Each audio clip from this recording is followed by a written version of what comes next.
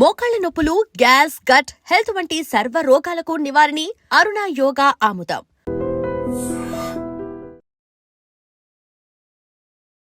Welcome to iDream media. So జనరల్గా మోకాల నొప్పుల సమస్య చాలామంది ఇబ్బంది పెట్టే ప్రాబ్లం ఇది. అయితే మోకాల నొప్పులు ఉన్న వాళ్ళు ఎలాంటి ఆహారాలు తీసుకోవాలి, ఎలాంటి ఆహారాలు తీసుకుంటే మోకాల నొప్పులు తగ్గిపోతాయి, మోకాలు స్ట్రాంగ్గా ఉంటాయి, మోకాళ్ళ హెల్త్ అనేది బాగుంటుంది, మోకాళ్ళలో గుజ్జు పెరగాలంటే ప్రత్యేకంగా తీసుకోవాల్సిన ఆహారాలు ఏంటి, ఇక ఈ నొప్పులు ఎక్కువ అవ్వకుండా ఎటువంటి ఆహారాలని మనం అవాయిడ్ చేయాలి, వివరాలు తెలుసుకుందాం. మనతో పాటు ప్రముఖ డైటీషియన్ జ్యోతిర్మయ్య గారు ఉన్నారు. మ్యామ్ నమస్తే అండి. నమస్తే అండి. సో జనరల్గా ఆహారమే ఔషధం ఇలా చెప్తూ ఉంటారు. అవును. మనం తీసుకునే ఆహారాలు మన హెల్త్ మీద చాలా ప్రభావం చూపిస్తాయి. ఇట్లాగా ఇప్పుడు ఏం మిస్ అవుతే మనకు మోకాలు నొప్పులు వస్తాయి, ఎలాంటి డెఫిషియన్సీ ఉంటే మనకు మోకాలు నొప్పులు వస్తాయి? సో జనరలీ మోకాలు నొప్పులు అనేది ఈ మధ్య కామన్. ఒక పర్టికులర్ ఏజ్ తర్వాత వేర్ అండ్ టియర్ అంటాము, దానివల్ల మోకాలు నొప్పులు వస్తాయి అనమాట. మెయిన్లీ కారణం ఏంటంటే లోపల కార్టిలేజ్ ఉంటుంది. 2 జాయింట్స్ ఎప్పుడైతే 2 జాయింట్స్ ఉంటాయో 2 జాయింట్ మధ్యలో మనకి కార్టిలేజ్ డెవలప్మెంట్ అనేది ఉంటుంది. ఏజ్ పెరుగుతున్న కొద్దీ ఈ కార్టిలేజ్ డ్యామేజ్ అవ్వడం, దాంతోపాటు మనకి సైనోవిల్ ఫ్లూయిడ్ అని ఉంటుంది, ఇది కూడా తగ్గిపోతుంది. సో జనరలీ మోకాలు నొప్పులు ఒకటే మనం కాన్సన్ట్రేట్ చేస్తాం, కానీ మోకాలు కాకుండా ప్రతి ఒక్క జాయింట్లో మనకి కార్టిలేజ్ ఇంకా సైనోవిల్ ఫ్లూయిడ్ ఉంటుంది.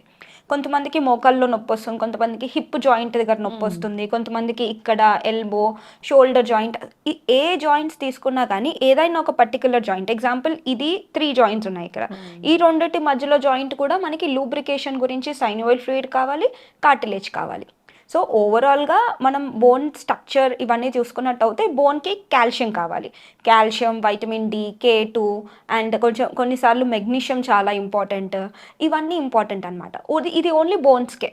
కానీ మోకాలు జాయింట్ వచ్చేవరకు మనకి దీంట్లో సైనోవిల్ ఫ్లూయిడ్ ఇంకా మనకి కార్టిలేజ్ పెరగడానికి కొన్ని ఇంపార్టెంట్ న్యూట్రియంట్స్ ఉంటాయి అన్నమాట. స్పెషల్లీ మనం గ్లూకోజమిన్ అంటాం, గ్లూకోజమిన్ సల్ఫేట్స్ కానీ కాండ్రైటిన్ సల్ఫేట్స్ కానీ. సో ఇవి ఏం చేస్తాయి అంటే లోపల గుజ్జుని సహజంగా పెంచడానికి హెల్ప్ చేస్తుంది. కొన్ని ఫుడ్స్లో అవైలబుల్ ఉంటాయి, స్పెషల్లీ ఇప్పుడు నాన్ వెజిటేరియన్ సోర్సెస్ ఎక్కువగా తీసుకోవాలి.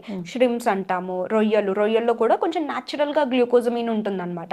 సో అది మనం తీసుకున్నప్పుడు కొంచెం కార్టిలేజ్ పెరగడానికి హెల్ప్ అవుతుంది. సో ఇదే కాకుండా ఇంకా కొన్ని ఫ్యాక్టర్స్ ఎఫెక్ట్ అవుతాయి. లైక్ ఎగ్జాంపుల్ ఓవర్ వెయిట్ ఉన్నప్పుడు ఇంకా ఎక్కువ ప్రెషర్ పడుతుంది నీస్ పైన. అలా ఎక్కువ నీ పైన ప్రెషర్ పడింది అనుకోండి, తొందరగా కార్టిలేజ్ అరిగిపోవడం కానీ ఇలా జరుగుతుంది. సో కార్టిలేజ్ లో కూడా మనకి డిఫరెంట్ స్టేజెస్ ఉంటాయి. Stage 1, stage 2, stage 3 and stage 4 ఉంటుంది అనమాట.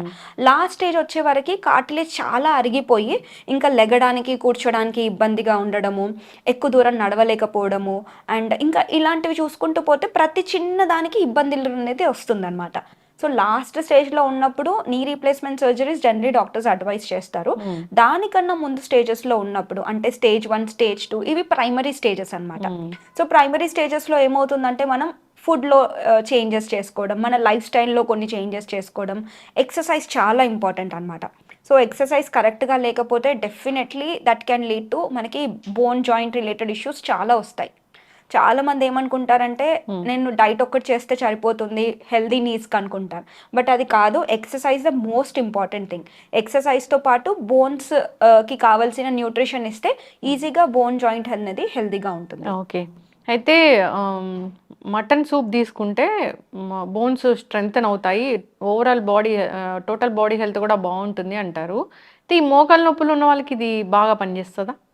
ఎస్, బోన్స్ స్పెషల్లీ మనం తీసుకున్నట్టు అయితే బోన్స్కి కావాల్సిన మెయిన్ ఇంపార్టెంట్ కాల్షియం అనమాట. అండ్ ఇవే కాకుండా ఇవన్నీ మైక్రోన్యూట్రియంట్స్ అంటాం. కాల్షియం కానీ, ఫాస్ఫరస్ కానీ, vitamin K2 and magnesium, manganese, zinc, దీంతో పాటు వైటమిన్ డి, ఇవన్నీ మైక్రోన్యూట్రియంట్స్. అంటే తక్కువ మోతాదులో కావాలి, మన బోన్ డెవలప్మెంట్కి, ఓవరాల్ గ్రోత్ అండ్ డెవలప్మెంట్కి హెల్ప్ అవుతుంది. సో ఇది కాకుండా ఇంకొక ఇంపార్టెంట్ మేజర్ మైక్రోన్యూట్రియంట్ వచ్చేసి ప్రోటీన్ అనమాట. చాలామంది ఈ ప్రోటీన్ అనేది తక్కువగా తీసుకుంటారు. మనం మటన్ కానీ, చికెన్ కానీ, నాన్ వెజిటేరియన్ సోర్సెస్ ఏది తీసుకున్నా కానీ మనకి కావాల్సిన అమినో యాసిడ్స్ అంటాము. సో ఈ ప్రోటీన్స్ అంటే ఏంటంటే amino acid, building blocks of amino యాసిడ్స్ని మనం ప్రోటీన్స్ అంటాం. సో ఓన్లీ మనకి నాన్ వెజిటేరియన్ సోర్సెస్లో నుంచే 9 ఎసెన్షియల్ అమినో యాసిడ్స్ వస్తాయి.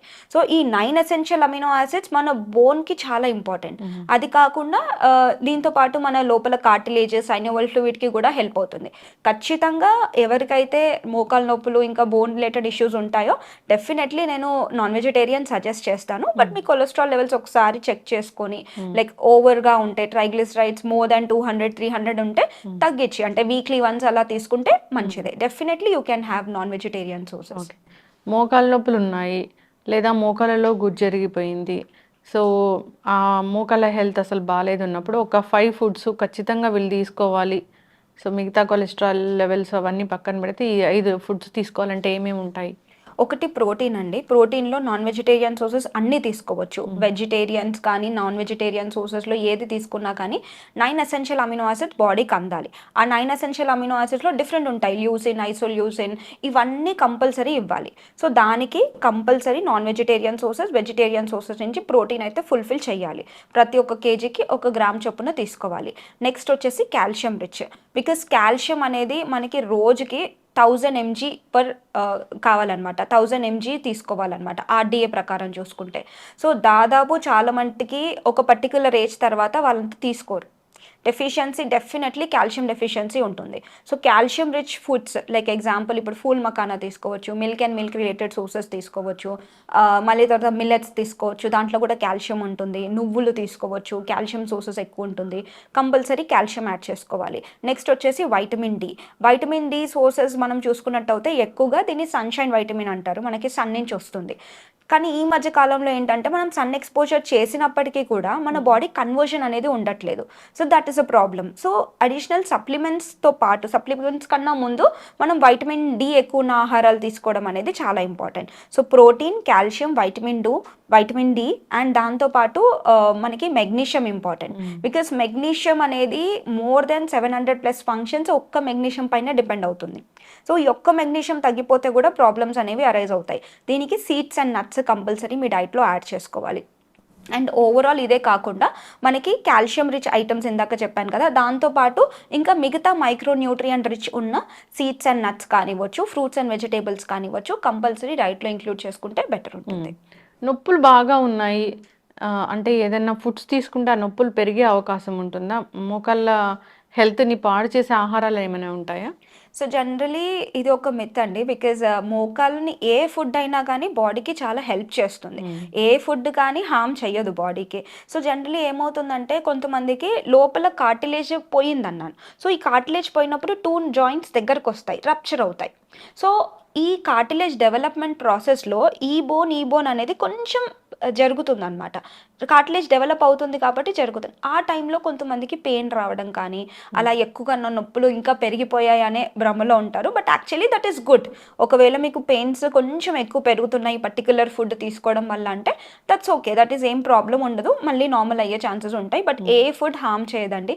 ఒక పర్టికులర్ ఫుడ్ తీసుకుంటే నాకు ఈ ప్రాబ్లం వచ్చిందని అలా ఏముండదు. చాలా మంది చెప్తుంటారు వంకాయలు తీసుకుంటే పెయిన్స్ పెరుగుతాయి అట్లా, అదంతా అబద్ధమే. అంటే it depends upon the body type అండి. అంటే ఓవరాల్గా నేను చెప్పను అంటే ఇవన్నీ తీసుకుంటే మీకు నొప్పులు అస్సలకే రావని. It depends on the body. కొంతమందికి అంటే నేను సజెస్ట్ చేసిన వాళ్ళకి నొప్పులు ఉన్నా కానీ నేను అన్నీ సజెస్ట్ చేసినప్పుడు వాళ్ళకి ఏ నొప్పులు రాలేవు. అంటే it's depends on the body. Me body reaction ఆ పర్టికులర్ ఫుడ్కి ఎలా ఉంటుంది అనేది డిపెండ్ అవుతుంది. ఓకే, చక్కటి ఇన్ఫర్మేషన్ అండి. ఏదైనా కానీ హెల్దీ ఫుడ్ తీసుకోవాలి. మోకాలు నొప్పులు వస్తున్నాయి అంటే డిఫరెంట్ ఫ్యాక్టర్స్ ఉంటాయి అది రావడానికి. సో న్యూట్రిషన్ డెఫిషియన్సీ కూడా ఒక కారణమే దీనికి. సరైన ఆహారం తీసుకుని సరైన లైఫ్ స్టైల్ మెయింటైన్ చేయాలి. సో వెయిట్ ఎక్కువగా ఉండడం, ఒబెసిటీ కూడా దీనికి ఒక ప్రధాన కారణంగా కనిపిస్తూ ఉంటుంది. కాబట్టి హెల్దీ లైఫ్ స్టైల్ మెయింటైన్ చేస్తూ వెయిట్ మెయింటైన్ చేసుకుంటూ హెల్దీగా ఉండాలని కోరుకుందాం. చాలా చక్కటి. ఇప్పుడు డయాబెటీస్ ఉందంటే షుగర్ వ్యాధి అందరు సెట్ చేస్తూ ఉంటారు. ఏ ఫుడ్ తీసుకుంటే షుగర్ లెవెల్స్ కంట్రోల్లో ఉంటాయి, ఏ ఫుడ్స్ తీసుకుంటే షుగర్ బాగా పెరిగిపోతుంది, ఎట్లా అవాయిడ్ చేయాలి, ఇలాగా. ఫ్లాక్స్ సీడ్స్, అవిసె గింజలు బాగా పనిచేస్తాయని చెప్తూ ఉంటారు. అంటే వీటిలో ఫైబర్ ఎక్కువగా ఉంటుంది ఇట్లా. సో అవిసె గింజలు తీసుకుంటే డయాబెటీస్, షుగర్ వ్యాధి నిజంగానే కంట్రోల్లో ఉంటుందా? ఎట్లా తీసుకోవాలి? చాలామంది అంటే తీసుకున్న వాళ్ళు మీరు లాస్ట్ టైం ఎపిసోడ్లో చెప్పినప్పుడు కింద కొంచెం మాకు బ్లోటింగ్గా అనిపించింది ఇలా రాశారు. అట్లా కూడా అవుతుందా? సో జనరలీ డయాబెటీస్ ఉన్న వాళ్ళకి ఫైబర్ ఎక్కువ ఉండే ఆహారాలు రికమెండ్ చేస్తాం. ఎందుకంటే వాళ్ళ డైట్ కనుక తీసుకున్నట్టు అవుతాయి, అంటే డయాబెటీస్ రాకముందు వాళ్ళు ఎలా తీసుకుంటారంటే రైస్ ఎక్కువ తీసుకుంటారు, కర్రీ క్వాంటిటీ చాలా తక్కువ ఉంటుంది. అంటే ప్రతి ఇళ్లలో మనం ఇది కామన్గా చూస్తూ ఉంటాం, రైస్ క్వాంటిటీ ఎక్కువ తీసుకుంటారు, కర్రీ కూడా తక్కువనే ఉంటుంది. మళ్ళీ ప్రోటీన్ ఇలాంటివి వెజిటేబుల్స్ ఫ్రూట్స్ అనేది వాళ్ళ ప్లేట్లో కనిపించవు. సో ఫ్లాక్స్ సీడ్స్ అనేవి ఫైబర్ ఎక్కువగా ఉంటుంది. ఎప్పుడే కానీ డయాబెటీస్ ఉన్నప్పుడు ఫైబర్ ఎక్కువ ఉండే ఆహారాలు తీసుకుంటే ఏమవుతుందంటే బ్లడ్ షుగర్ లెవెల్స్ కొంచెం తక్కువగా స్లోగా రిలీజ్ అవుతుంది అనమాట. ఎగ్జాంపుల్ ఇప్పుడు హై గ్లైసమిక్ ఇండెక్స్, లో గ్లైసమిక్ ఇండెక్స్ అని చెప్తూ ఉంటాం. హై గ్లైసమిక్ ఇండెక్స్ ఫుడ్స్ అంటే మనకి వైట్ రైస్ వస్తుంది, దాంతోపాటు మనకి ప్రాసెస్డ్ ఫుడ్స్ అన్నీ వచ్చేస్తాయి, కొన్ని కార్బ్స్ అన్నీ మనకి హై గ్లైసమిక్ ఇండెక్స్ ఫుడ్స్ కిందకి వస్తాయి. ఎప్పుడైతే హై గ్లైసమిక్ ఇండెక్స్ ఫుడ్స్ తీసుకుంటామో తిన్న వెంటనే షుగర్ లెవెల్స్ స్పైక్ అయిపోతాయి. సో అదే సేమ్ హై గ్లైసమిక్ ఇండెక్స్ ఉన్న ఫుడ్నే మీరు డిఫరెంట్ వేలో తింటే మీకు షుగర్ లెవెల్స్ అంత స్పైక్ అవ్వవు. అంటే ఎగ్జాంపుల్ ఒక ప్లేట్ ఉంది, ఒక ప్లేట్లో half of the plate fruits vegetables ఉన్నాయి, కొంచెం 25% కార్బ్స్ ఉన్నాయి, 25% ప్రోటీన్ ఉన్నాయి. సో మీరు ఎప్పుడే కానీ డయాబెటీస్ ఉన్న వెయిట్ లాస్ జర్నీలో ఉన్నా కానీ మీరు ఇలాంటి మెథడ్ కనుక ఫాలో అవుతే షుగర్ లెవెల్స్ అంతా స్పైక్ అవ్వవు అనమాట. First complete the fruits, wait for 15 to 20 minutes. దాని తర్వాత వెజిటేబుల్స్ తీసుకోండి, మంచిగా అన్ని మిక్స్డ్ వెజిటేబుల్స్ తీసుకోండి, దాని తర్వాత ప్రోటీన్, దాని తర్వాత కార్బోహైడ్రేట్స్. ఇలా తీసుకుంటే షుగర్ లెవెల్స్ అంత తొందరగా స్పైక్ అవ్వదు. This is what we generally suggest. So కొంతమందికి ఇలా తీసుకోలేకపోతారు, అంటే ఫైబర్ ఎక్కువ ఉండే ఆహారాలు తీసుకోవాలి. దానికన్నా బిఫోర్, అంటే మీల్కి బిఫోర్ జనరలీ ఫ్లాక్స్ సీడ్స్ కూడా నేను సజెస్ట్ చేస్తూ ఉంటాను, బాగా నమలేసి తినేసాం. ఎందుకంటే మనకి ఓవరాల్గా ఫైబర్ ఎక్కువ ఉంటుంది కాబట్టి ఆ ఫుల్నెస్ ఫీలింగ్ వస్తుంది, సషైటీ ఫీలింగ్ వస్తుంది. దానివల్ల ఏమవుతుందంటే మనం ఎక్కువ ఫుడ్ తినలేకపోతాం. వాటర్లో కలిపేసి తీసుకోవడం, పౌడర్ చేసి వాటర్లో కలిపేసి తీసుకోవడం వల్ల కడుపు ఫుల్ ఉంటుంది. దాని తర్వాత మనం ఫుడ్ తీసుకున్నప్పుడు తక్కువ క్వాంటిటీ తీసుకుంటాం. సో ఓవరాల్గా ఇంటేక్ తగ్గుతుంది అండ్ ఫైబర్ ఎక్కువ ఉంటుంది కాబట్టి మనకి సాటిస్ఫాక్షన్ ఉంటుంది, షుగర్ లెవెల్స్ కూడా కంట్రోల్ అవుతాయి. ఓకే, ఈ ఫ్లాక్స్ సీడ్స్ని అంటే ఇది కొంచెం నానబెట్టామనుకోండి, ఒక జెల్ లాగా అట్లా ఫామ్ అవుతూ ఉంటుంది. ఈ ఫ్లాక్స్ సీడ్స్ని అసలు మనం ఎలా తీసుకోవాలి? ఫ్లాక్స్ సీడ్స్ యాక్చువల్లీ మనం బాగా నమిలేసి తింటే బెటర్, బట్ ఇప్పుడున్న జనరేషన్లో వీ డోంట్ చూ ప్రాపర్లీ, బికాజ్ మనం తినే ఫుడ్ 32 times చూ చేయాలి, ఇప్పుడు ఎవరు చేయట్లేదు. అదే ఫ్లాక్స్ సీడ్స్ అంటే మీరు అలాగే తినేస్తారు, next day morning it will be same in the potty. So ఇది కరెక్ట్గా కాదు. సో దీన్ని మనం ఏం చేయాలి, గ్రౌండెడ్ ఫ్లాక్స్ సీడ్స్ అంటాం, అంటే దాన్ని మిక్సీ చేసి కొంచెం గ్రౌండ్ చేసి తీసుకోవచ్చు. బట్ దీన్ని ఫ్రై చేయకుండా గ్రౌండ్ చేస్తే బెటర్, బికాస్ చాలా మంది ఏం చేస్తారంటే డ్రై రోస్ట్ చేస్తారు. డ్రై రోస్ట్ చేయడం వల్ల దాంట్లో ఉండే ఎసెన్షియల్స్ ఆయిల్ వెళ్ళిపోతాయి. సో అలాగే పౌడర్ చేసి దాన్నే బాగా నమిలేసి, లేదంటే మీరు సాలెడ్స్ పైన స్ప్రింకిల్ చేసి అలా తీసుకుంటే బెటర్. అండ్ ఇందాక మీరు అన్నారు చాలా మందికి బ్లోటింగ్ ఇలాంటివన్నీ కంప్లైంట్స్ వస్తాయని. ద ఫస్ట్ రీజన్ ఏంటి అంటే మీరు ఫ్లాక్స్ సీడ్స్ కానీ ఏదైనా ఫైబర్ రిచ్ ఐటమ్ తీసుకున్నప్పుడు వాటర్ కంటెంట్ ఎక్కువగా తీసుకోవాలి. వాటర్ కంటెంట్ తక్కువగా తీసుకుంటే డెఫినెట్లీ బ్లోటింగ్ ఉంటుంది. అండ్ ఇది వరకు మీకు ఎప్పుడూ ఫ్లాక్స్ సీడ్స్ కానీ ఇంకా వేరే ఏ ఫైబర్ రిచ్ ఐటమ్స్ కానీ అలవాటు లేనప్పుడు ఫస్ట్ టైం మీ బాడీకి ఇంట్రడ్యూస్ చేస్తున్నప్పుడు బ్లోటింగ్ సమస్యలు వస్తాయి. సో ఒకేసారి ఎక్కువగా తీసుకుంటే ప్రాబ్లం. సో క్వాంటిటీ అనేది చాలా తక్కువ నుంచి స్టార్ట్ చేయండి. జనరల్లీ మనం పిల్లలకి ఎలా స్టార్ట్ చేస్తాం, ఒకేసారి మనం అన్నం పెట్టేయం కదా, బికాస్ దాన్ని మిక్సీ చేసి కొంచెం పేస్ట్ లాగా పెట్టి వాళ్ళకి అలవాటు చేసి ఎలా బాడీ వాళ్ళకి అలవాటు అవుతుందో మనం కూడా మన బాడీకి ఏదన్నా కొత్త ఫుడ్ని ఇంట్రడ్యూస్ చేస్తున్నప్పుడు తక్కువ క్వాంటిటీలో ఇవ్వాలి. ఫ్లాక్స్ సీడ్స్ తక్కువ క్వాంటిటీలో ఇచ్చి రెగ్యులర్గా మనం కొంచెం కొంచెం క్వాంటిటీ పెంచుకుంటూ పోయి వాటర్ కంటెంట్ని కూడా బ్యాలెన్స్ చేసుకోవాలి. బికాస్ ఫైబర్ ఏంటి అంటే వాటర్ చాలా అబ్జర్వ్ చేసుకుంటుంది, అంటే మిగతా ఐటమ్స్ ఏది తీసుకున్నా కానీ ఫైబర్ బాగా డైజెస్ట్ అవ్వడానికి మనకి వాటర్ ఎక్కువ కావాలి. ప్రతి 20 kgలకి మినిమం 1 లీటర్ నీళ్ళు ఉండేలాగా చూసుకోవాలి. ఎగ్జాంపుల్ 60 kgs బరువు ఉన్నారనుకోండి, 3 నుంచి 3.5 లీటర్లు నీళ్ళు తీసుకోవాలి. అదే మీరు ఫైబర్ కొంచెం ఎక్కువ తీసుకున్నప్పుడు ఇంకొక 1/2 లీటర్ వాటర్ కనుక తీసుకున్నట్టు అయితే చాలా బెటర్ ఉంటుంది. ఓకే, అయితే ఫ్లాక్స్ సీడ్స్ని అసలు రోస్ట్ చేయకూడదు, పచ్చివే అలా పౌడర్ చేసి ఏదైనా సాలెడ్స్లో తీసుకోవటం కానీ లేదంటే అలాగే ఫుడ్తో పాటు తీసుకోవడం కానీ చేయాలి, అంతేనా? ఎస్, అలాగే చేయాలి. ఎందుకంటే మనకి ఫ్లాక్స్ సీడ్స్లో omega-3 ఫ్యాటీ యాసిడ్స్ ఉంటాయి అనమాట. So generally omega-3 fatty acids గురించి ఎక్కువ మట్టికి చాలా మంది ఫ్లాక్స్ సీడ్స్ అనేవి తీసుకుంటారు. సో ఫ్లాక్స్ సీడ్స్లో మనకి ALA రూపంలో ఉంటుంది, ఆల్ఫా లినోలిక్ యాసిడ్ రూపంలో ఉంటుంది, అండ్ EPA DHA అంటాము. ఈ EPA DHA కూడా omega-3 ఫ్యాటీ యాసిడ్సే, కానీ ఇవన్నీ ప్లాంట్ బేస్డ్ సోర్సెస్లో దొరకవు అనమాట. ఓన్లీ మనకి ఒమేగా 3 దొరికేది ప్లాంట్ బేస్డ్ సోర్సెస్లో అంటే వాల్నట్స్లో కానీ ఫ్లాక్ సీడ్స్లో కానీ ఉంటుంది. సో ఈ ఒమేగా 3 మరీ ఎక్కువగా రోస్ట్ చేసినప్పుడు కొంతమంది ఏం చేస్తారంటే కొంచెం క్రంచీగా ఉంటే తినడానికి బాగా ఉంటుందని అంటారు. సో ఏ ఆయిల్ సీడ్స్ కానీ ఎక్కువగా రోస్ట్ చేస్తే that is not that beneficial అనమాట. సో అలాగే పచ్చిగా గ్రౌండ్ చేసి తీసుకోవడం వల్ల ఇంకెక్కువ బెనిఫిట్స్ ఉంటాయి. ఓకే, చక్కగా చెప్పారండి. అంటే ప్రతిరోజు ఇప్పుడు షుగర్ ఉన్న వాళ్ళు, డయాబెటిక్ పేషెంట్సే కాదు ఎవరైనా కానీ ఒక క్వాంటిటీ ఇంత మోతాదు తీసుకోవాలి ఫ్లాక్స్ సీడ్స్ అంటే దానికి ఏమైనా మెజర్ ఉంటుందా? ఎస్ అండి, డెఫినెట్లీ. ఎందుకంటే ఆయిల్ సీడ్స్ కాబట్టి ఫైబర్ మరీ ఎక్కువగా కూడా తీసుకోవద్దు, బికాజ్ అగైన్ మళ్ళీ ఇంకెక్కువ బ్లోటింగ్ అవుతుంది. సో మనం రోజుకి 25 to 30 grams ఆఫ్ ఫైబర్ డైట్లో ఉండాలి. సో ఓన్లీ మనకి ఫ్లాక్ సీడ్సే కాకుండా మిగతా సీడ్స్ అండ్ నట్స్ ఫైబర్ ఎక్కువ ఉండే పీచు పదార్థాలు లైక్ ఎగ్జాంపుల్ వెజిటేబుల్స్, ఫ్రూట్స్ కూడా ఉండాలి. సో ఓవరాల్గా మనం తీసుకున్నట్టు అయితే నట్స్ అండ్ సీడ్స్ 1 handful తీసుకోవచ్చు అనమాట.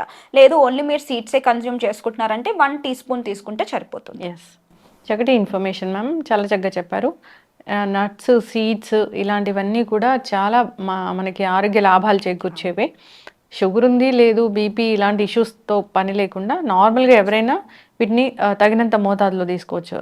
లిమిటెడ్ క్వాంటిటీ తీసుకుంటే కనుక ఖచ్చితంగా బెనిఫిట్స్ అనేవి అందుతాయి. సో ప్రతిరోజు తీసుకుంటే మంచిది. చక్కటి ఇన్ఫర్మేషన్ అండి, ధన్యవాదాలు.